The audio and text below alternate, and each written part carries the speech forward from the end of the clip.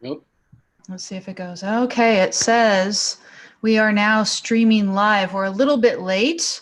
This is Amy Peikoff. The show is Don't Let It Go. I'm at a special time today because I have with me a guest from Hong Kong. He is going by Joe for purposes of today. And Joe, I thank you for joining me this evening, my time, morning, your time. Welcome. Yes. Thanks for inviting as well. And so I want to ask you, right now everybody's in the middle of the coronavirus and dealing with that. And it seems like here, in the Mm. United States, there have been some power grabs by our government, but there have been some really alarming power grabs by China in taking control over Hong Kong during this period. The two that I've heard of in the news are one, there's a new security law, and Yes. second, that there has been a recent incident of the Chinese government breaking into 3,700 some odd telephones that had been confiscated from protesters. Those are the things that I've heard. But could you tell me first about the security law? This national security law is they are bypassing the local basic law. The basic law of Hong Kong is basically the mini constitution set up regarding the handover of Hong Kong from the British sovereign to the China's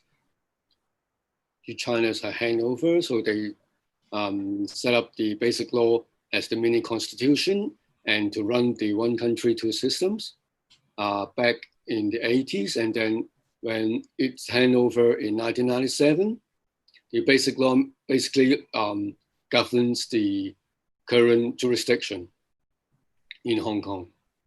But they would like to, because there's they call it a loophole for national security legislation. They originally planned to elect Hong Kongers, to elect people, and then let the people to do the legislation on this matter of national security with the Chapter 23. We call it Chapter 23 in the basic law. So it's like a push and pull relationship between the government and the legislation. We have the legislation council here. So basically people are opposing the setting up of the Chapter 23. And there's a 500,000 protests as well back in 2003 that successfully pushed back the legislation for the Chapter 23. But this time in 2019, for the anti-extradition bill, we have successfully pushed back. The Hong Kong government basically cannot do anything. So they seek help from the central government, and they have they basically escalated to the central government level, and they now the National People's Congress in mainland, they pushed down this new security legislation to apply to Hong Kong, as there is an Appendix 3 in Chapter 18 for the basic law that the National People's Congress could impose nationwide, they call it nationwide law to be applied and execute in Hong Kong. So basically, if they really push this step forward, then the autonomy would be, if not gone, would be basically completely demolish the confidence of most of the investors or Hong Kong people as well, as there would not be any more one country, two systems. Over the past 2 decades after handover, there's a sweet time honeymoon decade for the first 10 years that people are feeling quite comfortable for the handover. However, with the incident in 2003, Yes. that they feel the threat of more oppression on certain freedom with, we call it slow cooking. Yes. We have a term in We Cantonese. call it a frog in a pot of boiling water. Right. Yes. We call it frog in a boiling kind of warm water, or small yeah, slowly Small boiling. increments of heat turning Right. up until it's eventually boiling, right? Yes. Right. So we are now almost being done. Yeah. Well, So you don't know exactly what is in the security law yet, though, right? It's been a mystery what's actually in the law. They put it in the very common way for when the Foreign Secretary of China are holding their daily press conference. They all often use this kind of wordings or terms like um, provocation of the public for any activities or treason act, doing anything or connecting with foreign powers for any separationist activities, or just to disturb the public order, or they could have a lot of very broad and vague terms or kind of name of offenses that they could put on such very vague ideas. That's why if you are a descendant, they are targeted. It's very easy for them to put one or several. Right, because if it's really vague, it's very easy for them to get you regardless of what you've done, basically. Right. Basically, what we have seen in the news for the mainland activists or the human rights lawyers, they're always being charged with such offenses. They are copying that to Hong Kong in this new legislation, the security bill. So we don't expect there is big difference if they just imply that, impose that kind of national security law in Hong Kong. For example, that the easy example that is Xinjiang.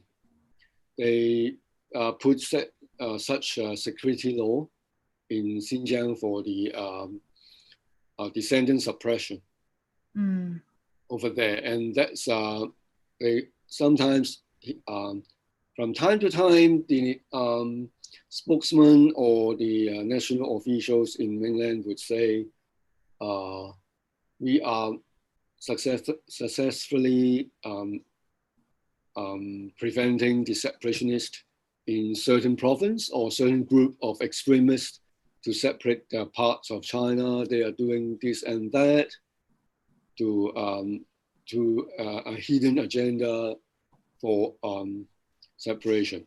And so essentially they're saying that if you guys are fighting for your autonomy, which had been guaranteed to you for a certain period of time, if you're fighting for that, they are saying that you are therefore a separatist, right? They start to before there's a line drawn. There's a line drawn between what we have been promised in the joint declaration between the Britain and China, right? Or 1997. But now they want to blur the line, and now we just asking for them to upkeep the promise for the 50 years with one country, two systems. But now it seems that they don't feel comfortable. They feel that they lost the control over the territory. The governance is being challenged. So they want to blur the line. And then people opposing the government or not in their camp of political views, they would just label the whole movement for democracy and freedom into separationist movement or activities. And then that could be for them easier for them to suppress and control. So you have seen a lot of arrests by the police in the past year, right? Yes. And all the violence they use, which is quite unreasonable. So this is how they would like to create the white terror, as well as the fear inside people's mind and heart. Then they are getting people staying home, not coming out to protest with the pandemic order. Right. the social And so they're keeping you away from protesting right, because of the orders around the pandemic. And so then at the same time, you're stuck and you're just listening to their daily press conferences about the security law they're going to pass, and there's nothing you can do, apparently. Is that it? Apparently right. But we need to let the world know that we are not giving up, especially for now quite a major part of the Hong Kong population is kind of awakened with the 2019 movement. So we are now very connected and with a very, very good solidarity to push forward this movement to let the world know that at least half of the Hong Kong people is not giving up on our promise to democracy and freedom. And we would like to push forward as well, because this could be the last chance, if not voicing out. If they now, what kind of help do you see getting from other people in the world? Because would it mean going to war with China, or do you think that China would back down if there was something less than that had happened? I would say the responses from the Hong Kong local government and the mainland government is already declaring war on Hong Kong people. They just want to take back what we are promised, and then they are ignoring the urges from all the foreign governments on upkeeping their promise. So this is kind of already a social media and publicity war. Or they have put economy as the threat to another half of the population, and then asking them to support the government. Because with the pandemic orders, they are being deprived of their rights going to work. They are kind of being threatened not to join any rally, as well as not to promote anything that is bad for the government. So, in fact, the people in Hong Kong is quite divided. I would say divided, right? For the extreme sides, they are fighting against each other. But for majority of more rational or educated majority of the Hong Kong population, they just want to fight with their right mind, fight with reasonings, with all the means they created. You have seen in the past year. Now, you as a younger person in Hong Kong, you know that this deadline is coming up anyway, where 2047 they're going to hand it over, right? What was your plan before, that you would just stay, or? For us, I'm not actually very young, but for us born in Hong Kong, we would stay here. I have been working or living overseas for some time, but for most of the people, I was born in Hong Kong as well. So for most of us being brought up or educated locally, we just love Hong Kong. So that's we are fighting for the good of this city, for the people here. So basically, of course, some of my friends are talking about leaving, talking about our second home. That kind of plan is always there. That's always there. As before, even in the 80s, 70s, people are doing that as well.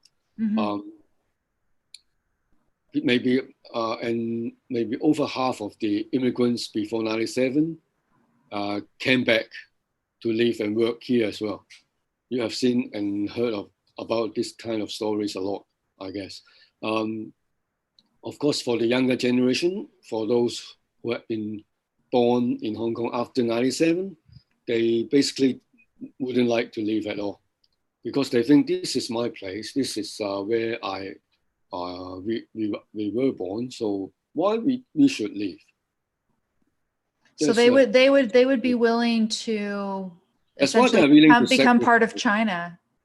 Yeah, that's why you have seen them coming out to protest, to have the Be Water very flexible demonstrations. People are running here and there, having demonstrations over the territories every night, every weekend, over almost a year. So that's why people are becoming very courageous, and they are connected through all sorts of online platforms like Telegram, the local forum, discussion forum, Facebook, Instagram, you name it. And all sorts of online apps they are using to do this. And they think that they will convince the Chinese Communist Party to allow Hong Kong to remain autonomous and not have the same living conditions as mainland China? It's a kind of an interactive and complex situation. Anyway, so we don't think they would reason like a normal person or something with common sense, because they have their own ideology, and the Chinese leadership is working in their own way that the Hong Kong people understand but not agreeing. And basically, this movement has successfully told the world that there's a big issue now. There's a big issue here in this small city. I guess for the second half of 2019, the publicity of the knowledge about Hong Kong for the whole world has been increased a lot. Yes. Basically everyone in the world understands or at least heard of Hong Kong. Yes. You know, there's a meme that's been going around on Facebook, and it's "Be the America Hong Kong thinks you are," right? There's so many of us here in the United States, Joe, who think that you in Hong Kong who are fighting for your freedom are often more American than many of us here. And you know, we have our own troubles. And in fact, I'm planning to leave California, my home state, because things have gotten relatively bad here for us, but it's nothing like what you are enduring. But you think many of the people want to try to stay and fight there basically to the end? Basically fight to the end, as well as we are just fighting for the original or what we have been living, the style of life here. Just want to keep that. We are not asking for more, actually. What was promised should be upkept by both governments. This is just a very common sense thing. We don't think this is too much to ask for, and kind of is a basic human rights as a universal value globally. So we are not asking too much, but for the kind of brainwashed or educated differently, for a billion people in mainland, they were brought up or educated very differently. So they will think, these cities people are quite troublesome, running against our big and growing country. So we are fighting against a very big obstacles, indeed. We know that. That's why we have run some advertising campaign globally by crowdfunding with the protesters online. We did that to raise concerns. We have done advertising campaign during the G20 meetings, and then raise a lot of discussion among people in other countries all over the world.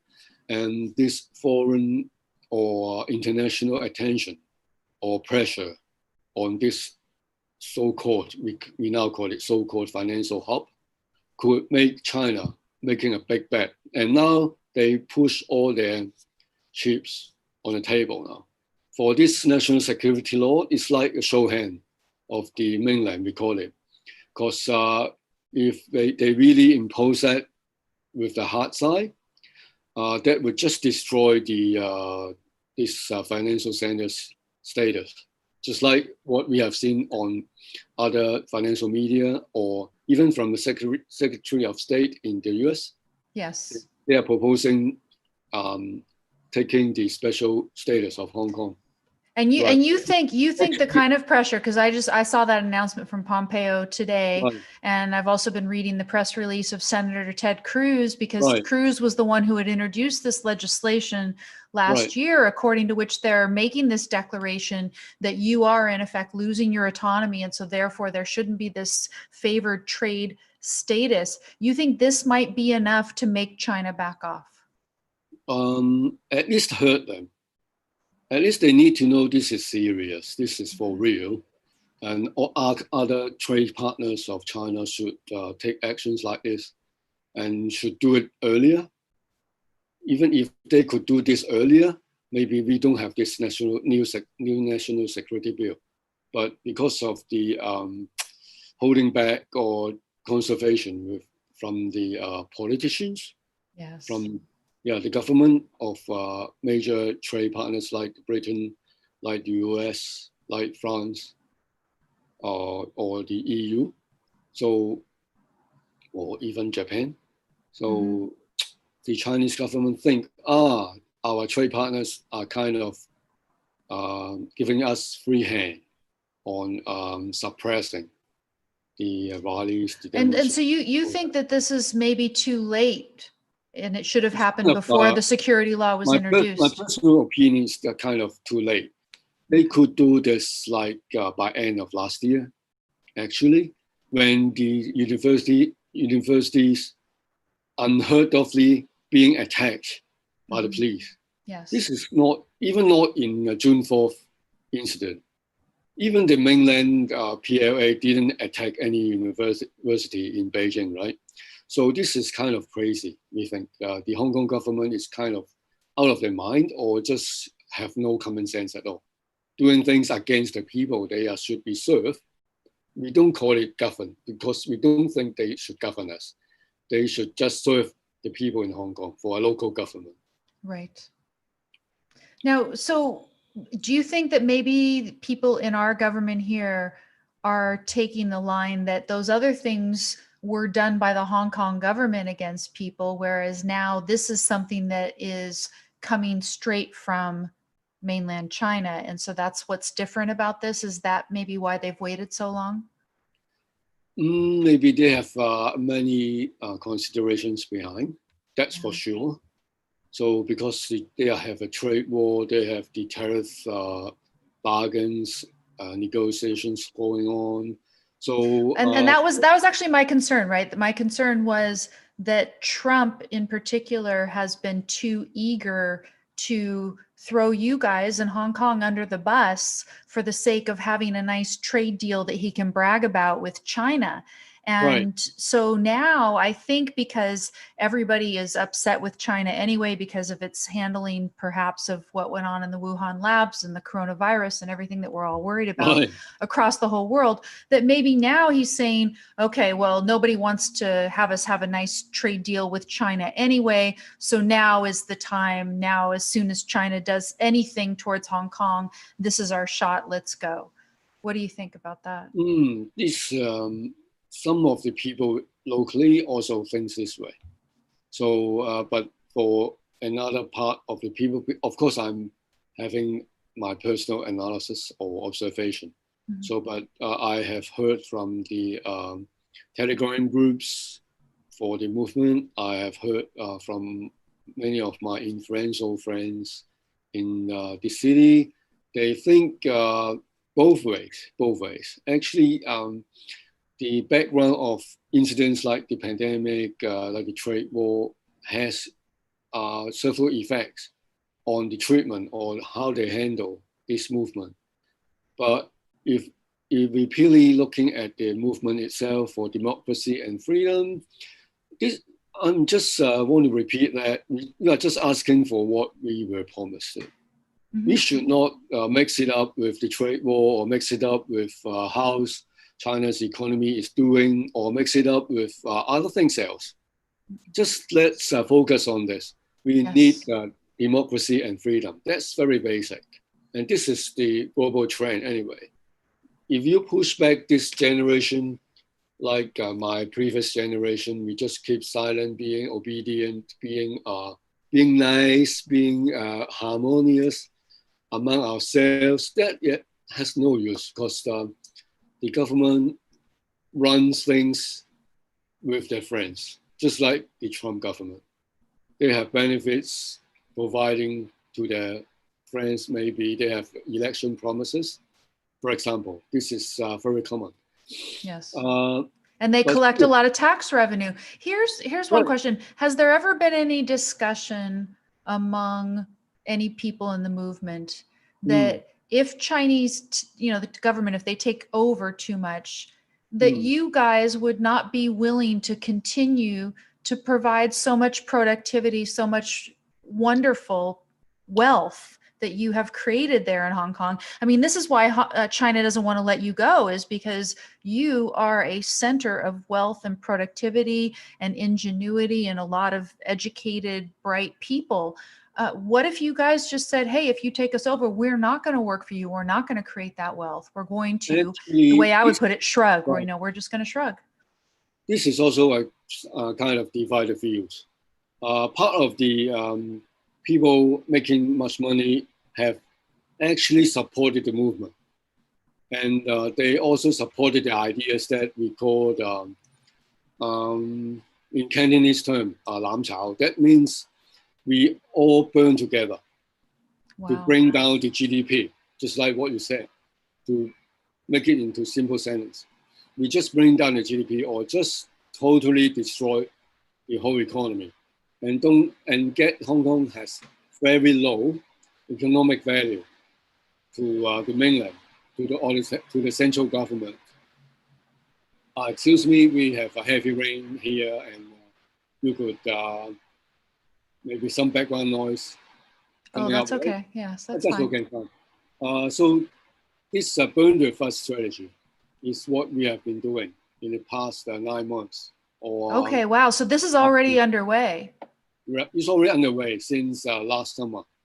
Okay. So we have created a kind of economic circle within the movement.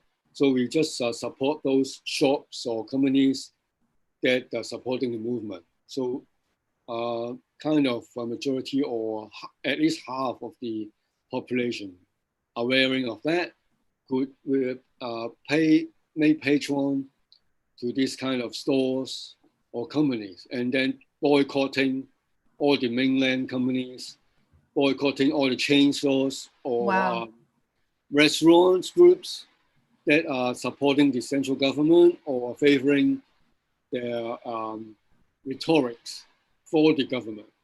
So we call it the yellow economy, which you could easily wiki or Google it.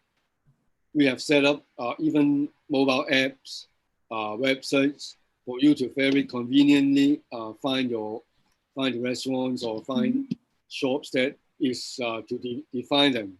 It's anti-government or pro-democracy. That is wonderful. And I'm sure that maybe the mainland is feeling the effects of that. Do you think that's part of the reason that the security law is coming? They're reacting to this effective campaign you've conducted. Yeah. I didn't even know about that. That is brilliant and beautiful.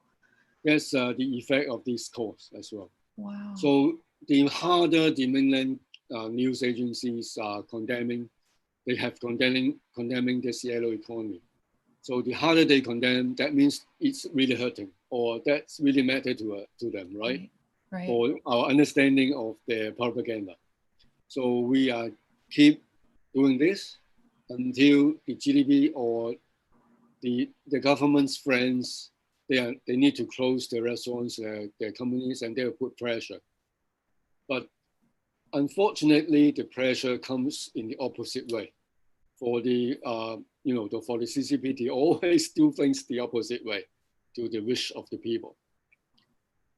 That's how it comes today. Yeah. So what is your prediction about how this is going to play out? We're just getting the early word that there's going to maybe be some pressure from Trump. I'm always kind of skeptical about whether Trump is going to follow through and do the right thing, as you say, on principle, because you should be able to enjoy your rights as you were promised in the original agreement. That's what Trump should be arguing for. I'm concerned he's doing it maybe just to get reelected, to distract from, you know, different things that are going on here, including his performance during the virus, whatever it is. I'm concerned, but how do you see this going in the next several months? For my very limited understanding of the US politics, of course, Trump will consider this as part of his pledge to certain electors. But in the US, but the influence of Hong Kong or China with this issue for the US election, I don't think it's quite significant. Maybe less than 5% of influence for people's decision on re-electing him or not. So this is more on the diplomatic side, or for his good looking as well. Just for that. Otherwise, I don't think that could affect Trump's re-election much. From general idea I observe or discuss with my friends. But if Pompeo or the US government could pass the acts to help hurting more on the economy of Hong Kong's economy, then we could really kind of succeed on the burn with us strategy. And you think there's a good chance that will happen? We don't have high confidence, but we hope that could happen actually. Okay. And it would help if anybody who is watching this would urge their legislator to get involved and try to make sure that this happens on our part, from United States or any place else that's watching in the world, right? Yes, we have always, maybe if not every day, I would sign petitions on the White House petitions page that some campaigners of the movement created those pages to have the bill to urge the legislators in the US to pass the bill for canceling the special status of Hong Kong.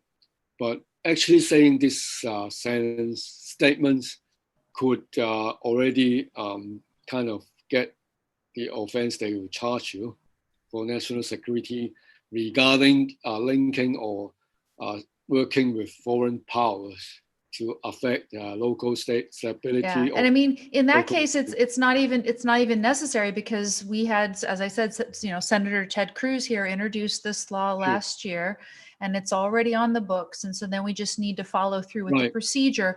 Pompeo said today that they went ahead and reported this. So I think that the procedure is underway, and that someone like me, who is very sympathetic with you, what I want to do is talk to my legislators, as much as I don't like them, and urge them to push this through. Yeah.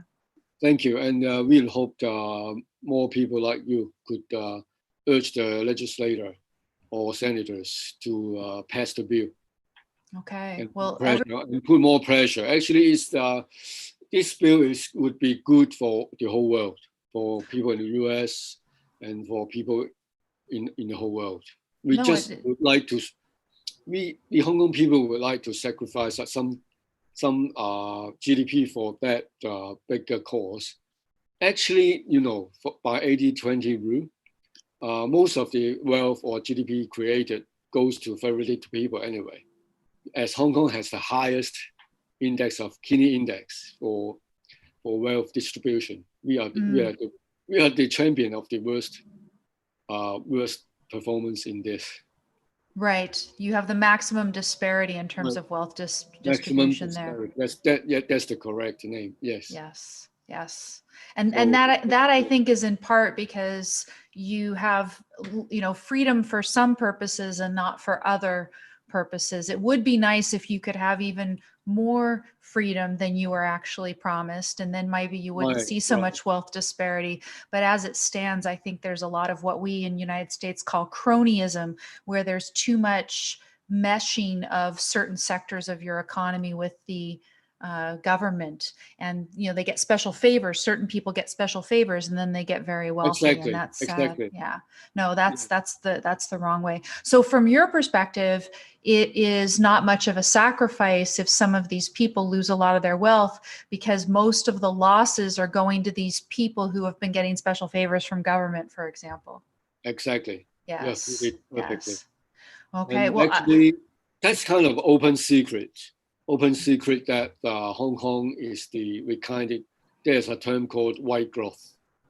White growth for the mainland's officials pumping out or channeling their wealth through Hong Kong to overseas secret accounts, offshore accounts, or Swiss bank, etc., etc., etc. Wow. So if we are not treated that special, and they could also plug the turn off the tap or plug the hole, and not for them to transfer those funds or wealth out of China as well. This could actually help the people in China as well, right, to curb their corruption or just keep their money inside and don't let them transferring money out from mainland to foreign countries, because those money are not that's kind of money laundering, I would say, directly. So they're doing some money laundering besides, in your opinion. That's not a good thing. So for you personally, right now you cannot go out and protest in any way. You can kind of keep tabs and do certain things online and decide who you patronize. In the meantime, you think they're going to try to pass this security law unless they get enough pressure from outside governments. If they were to pass it and you're still stuck at home, do you think people would eventually come out of their houses and protest anyway? What do you predict?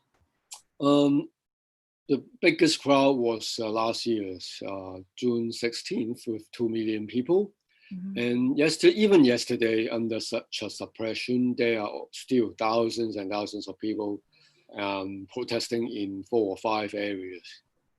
So they just, because we can work, we can go to office, we can go out to shop, we can go on the public transportation, as we don't trust the government. We have done a lot of personal hygiene to protect ourselves, but we're still going out. So yesterday alone, 27th of May, in 4 or 5 areas, there are still smaller groups of protesters doing what we are now very good at, just to express discontent to the police, to the government, to this bill.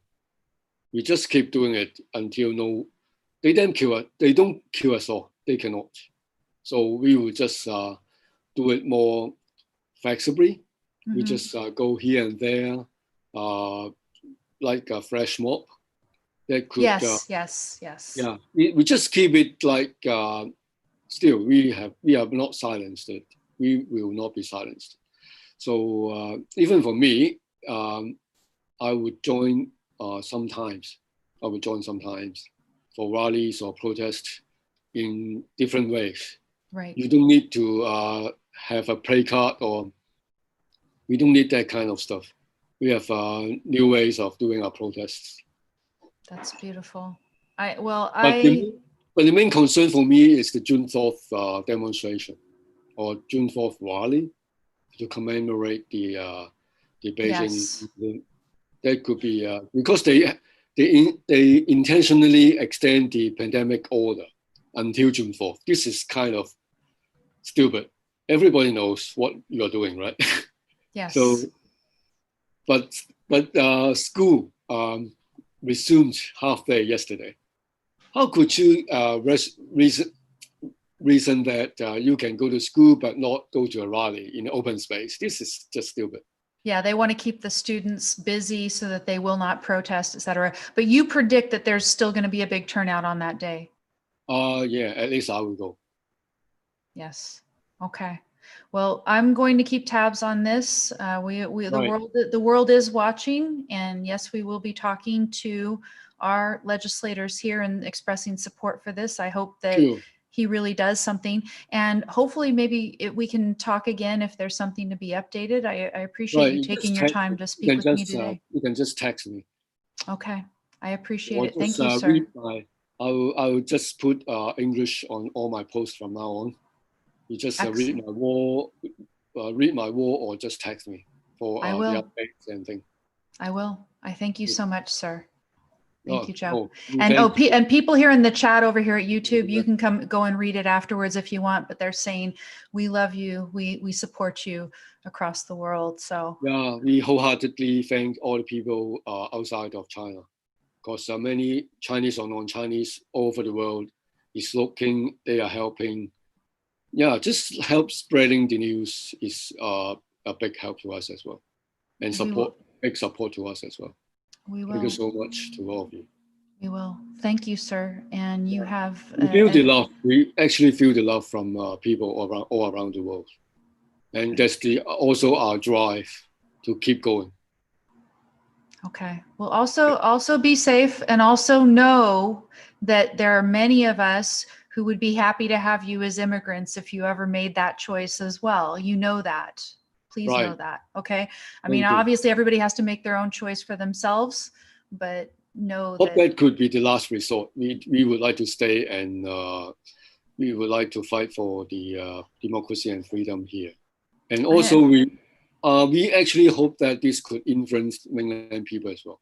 They should also enjoy that, but maybe it's a longer way for them. But eventually they will have a democracy or freedom in mainland as well. Okay. Well, I hope so too. I hope so too, sir. But keep it in mind. Thank you. No problem. Okay. Welcome. Thanks. Take care. Thank you. You too. Bye. Bye. Let me see if I can. Yep. Are you clicking yourself out? I'm not sure. Let me see how I've done this before. I probably can figure this out. Okay. I'm gonna say goodbye now. Okay. Sure. Okay. Excellent. Yeah. Okay, everybody. So that was Joe. And I just wanted to say a few things before I end the show. I'm not going to keep this much longer today, maybe, the other 10 minutes to get to the top of the hour. I wanted to ask really, what can we learn from them? And of course, here I am. I've told you guys in the shows in the past weeks that I'm about to actually leave California for Texas, in part because of what California has been doing to people here. We actually did have a small victory here in California that we can end off with some good news today, but it is the Cordaires. You know that I interviewed the Cordaires on a show here several weeks ago, and their gallery up in Napa has been allowed to finally open today. And the difference that made the difference was the Pacific Legal Foundation writing a brilliant, not only technically legal, excellent letter, in terms of what sort of case that they could bring against the state of California, and what arguments that they could make in terms of the arbitrariness of the distinctions between a gallery that's not allowed to open and other types of shops that have been allowed to open. In the gallery, of course, nobody touches anything, and there's only going to be 6 people at a time, and everyone's going to wear masks. It's perfectly safe. There is no good reason that gallery should have remained closed as long as it was. Pacific Legal Foundation writes this brilliant letter, brilliant legally, brilliant on principle. And sure enough, the local government allowed them to open. They have opened today. So that is a victory. And so then the question is, I think that in terms of the people within Hong Kong standing up to China, that they're not going to be able to do this alone. And what I wondered was, suppose Donald Trump was able to deliver a message to the Chinese government that was as brilliant, as principled as what the Pacific Legal Foundation delivered to, I think it was Santa Clara County. I'm not exactly sure. The county that Napa is in up there in Northern California. If Trump could do that, then maybe it would have a real effect. What my concern is that the tool that they're using, it's not principle. It has to do with, well, we've given special favored trade status to this place. It's based on rights to a certain extent. It's based on autonomy, at least. But I don't know how principled the message is going to be that's going to be delivered from our president. But I do think it could be the case that if he does deliver a principled message and he's consistent about it, and China actually believes that, maybe they will back down. The latest I heard today is that there was a threat that they say, well, we better prepare for war. And are they saying, well, hands off Hong Kong, don't try to interfere, don't do anything? It could just be a bluff. And it could be that if we do deliver a strong enough message and just say, hey, we are going to hurt you, at least economically, and we're going to do it for these reasons, and the reasons are at least somewhat based on the principle of the rights of people in Hong Kong, then I think maybe there's a chance. And that's truly what I hope. At the same time, we have some power grabs that are in the works here. Justin Amash warned earlier this week that they're going to try to sneak in while everyone is distracted, both by this, this latest announcement about China, plus, of course, all the stuff about the coronavirus pandemic and everything else that's going on. That, Mark over here in the chat at YouTube says that what Trump would need to deliver is the equivalent of bring down this wall, Mr. Gorbachev. Without help of a brilliant speechwriter, at least, I don't see how Trump could do that. He might say some decent things, and we should hopefully be optimistic about that, because the fate of some really good people rests in the balance here. But I love what I heard Joe say, that what they were doing, the app, so that basically they're supporting only the businesses who are in line with the movement. It's a beautiful thing. There's a lot of things that they're doing to help themselves. And I think that, and it's similar with the Cordairs. The Cordairs were conducting civil disobedience in the classiest, smartest, best way that anybody could. And sure enough, then the Pacific Legal Foundation comes and helps them. And as I said, writes a beautiful, strong, principled, legally sound letter and gets results. Could Donald Trump manage to do the same thing? Maybe with the help of some of the better legislators that we have today. Ted Cruz is on some issues one of them. But as I said, the other things we have going on here, we have a number of power grabs going on.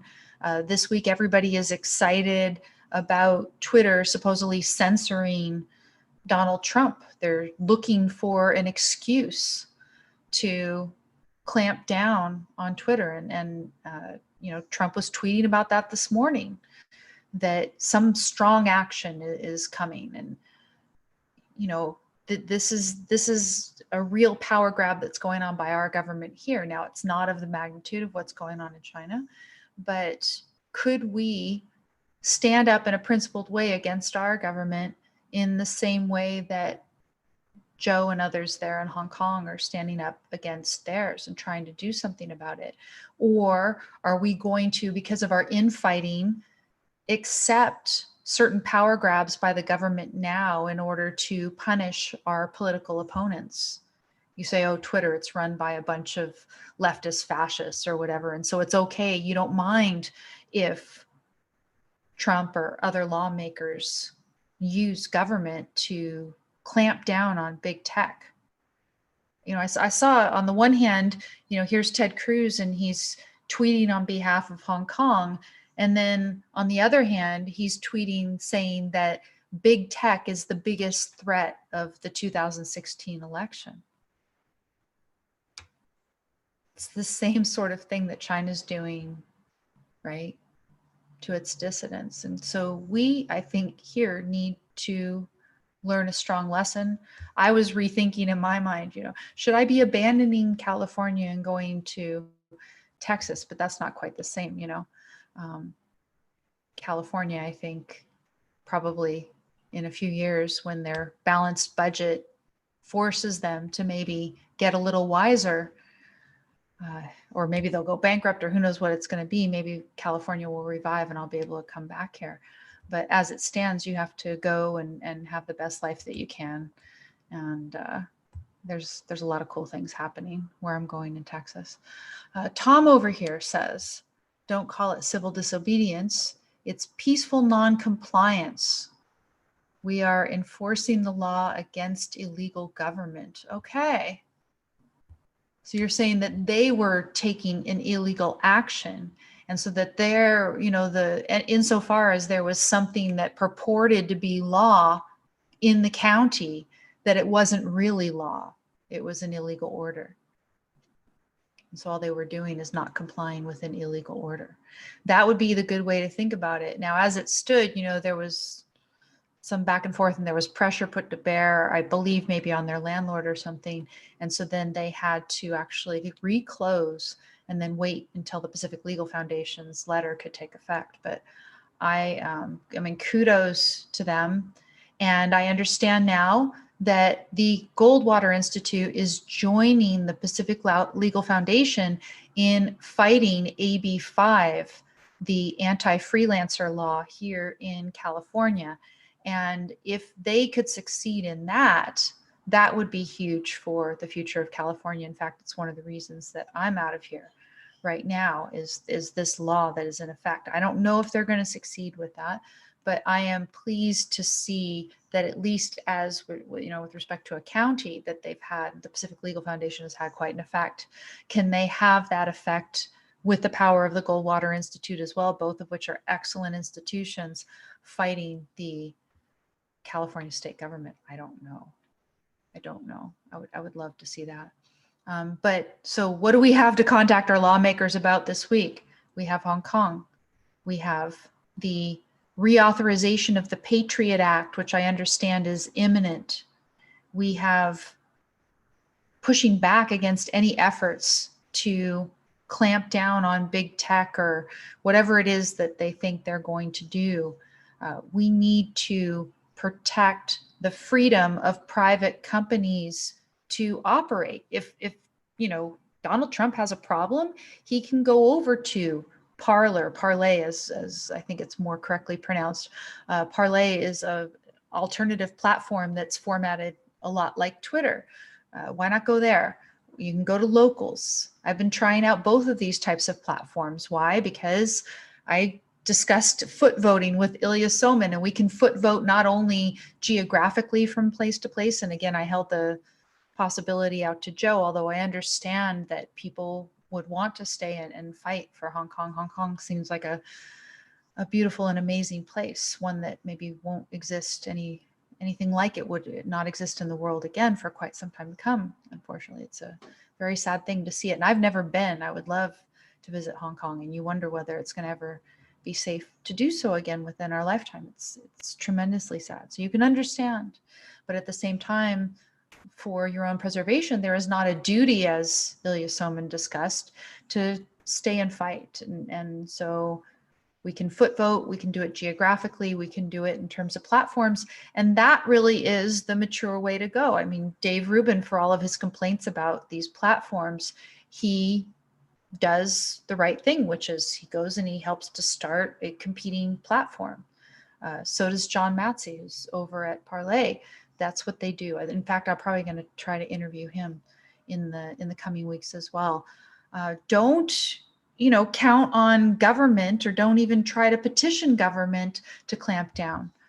But our government is, and also the Earn It Act, right? We need to keep on top of that as well. They're going to try to pass the Earn It Act so that they can get their claws into these platforms and make sure that there is no encrypted communication that's available to us through an act like that, et cetera. So there are going to be power grabs by our own government.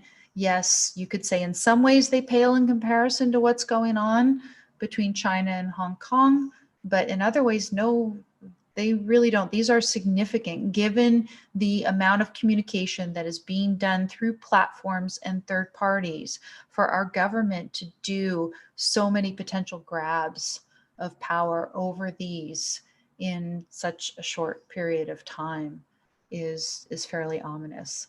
And, you know, again, what is our sort of model for resistance, for defiance? Our model for defiance is, I think, what the Court Heirs have done, and then what the Pacific Legal Foundation has done in support of them. We need people who are willing to stand up for themselves, and then we also need principled people who have the ability to work within the legal system and put forth the necessary challenges, probably through the courts whenever we can, in order to challenge these things, because so many of our legislators and you know, Donald Trump also. There was one good tweet from Donald Trump today, and I should give him credit, and I don't know if I can find it on the fly before I go here. But if we're going to go ahead and give him credit for a tweet, at least out of context, maybe I should try and do that and retain a little bit of optimism that it's not going to get too bad. Let me try to find it real quick. I hope he hasn't been tweeting too much. I saw it earlier today. It's been an active day for him there. Okay, 27 minutes ago, he was tweeting. I don't know if I'm going to be able to find it. It was one of these all cap tweets, so hopefully I can scroll quickly. Oh gosh, big tech is doing everything in their very considerable power to censor in advance of the 2020 election. If that happens, we no longer have our freedom. I will never let it happen. They tried hard in 2016 and lost. Now they are going absolutely crazy. Stay tuned. So he's threatening some sort of governmental action against the platforms, because supposedly the platforms are censoring. Platforms don't censor. Government censors. And those of you who have argued with me about my use of the, my very particular criticism of the use of the word censorship in this context, you're going to see the consequences of it, because he's saying that they're censoring. And of course, if censorship is actually prohibited, then he has supposedly an argument to clamp down on them. They are not censoring. They are acting as private companies.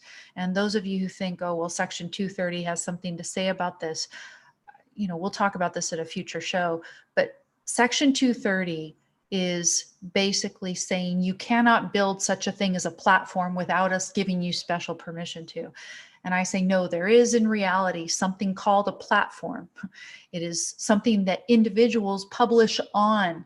And no amount of writing of legislation called Section 230 is going to allow you to pretend that it exists only because of government.